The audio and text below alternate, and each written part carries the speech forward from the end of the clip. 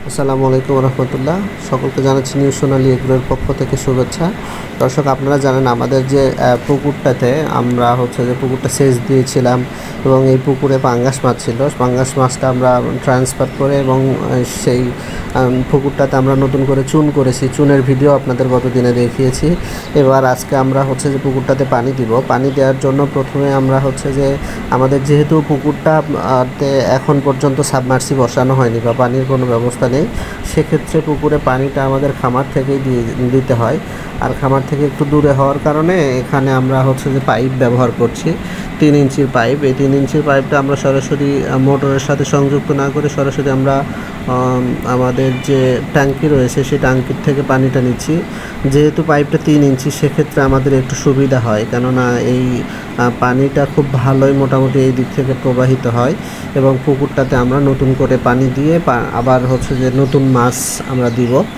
দর্শক, আপনাদের আগের ভিডিওতে বলেছিলাম আমরা যে এই পুকুরটা মোটামুটি সব মাছই ভালো হয়, তবে এক্ষেত্রে এবারে আমরা যে পুকুরটাতে দেওয়ার চেষ্টা করব পাঙ্গাসেরই হয়তো ছোট মাছ দিতে পারি বা রেনু দিতে পারি। আর তার আগে তো আমাদের পানি করতে হবে। পানি করার জন্য আমরা পানিটা পাইপের মাধ্যমে পানি দিচ্ছি। আর দর্শক, আপনাদের যাদের পুকুর রয়েছে বা পুকুরে একটু দূরে বা যে পুকুরটাতে পর্যাপ্ত পরিমাণে পানির প্রয়োজন পড়ে, সেক্ষেত্রে আপনারা কিন্তু পুকুরে সরাসরি ডিপ বসাতে পারেন বা দূরে থেকে পানি নিতে পারেন। দূরে থেকে পানি নেওয়ার ক্ষেত্রে খরচটা একটু বেশি হয়, কারণ পাইপ যদি আপনি খারাপ পাইপ কেনেন তাহলে কিন্তু পাইপ নষ্ট হয়ে যায়, আর যদি ভালো পাইপ কিনতে যান তাহলে কিন্তু দামটা বেশি পড়ে যায়। সুতরাং মাছ চাষের ক্ষেত্রে এগুলো কিছু প্রতিবন্ধকতা থাকে।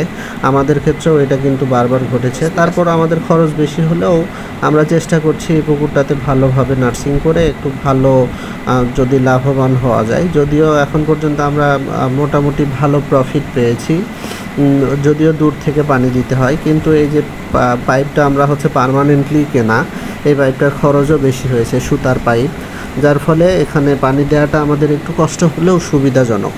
আর আপনারা কে কোথা থেকে ভিডিও দেখছেন অবশ্যই কিন্তু আমাদের কমেন্ট বক্সে জানাবেন। ধন্যবাদ সকলকে। আসসালামু আলাইকুম।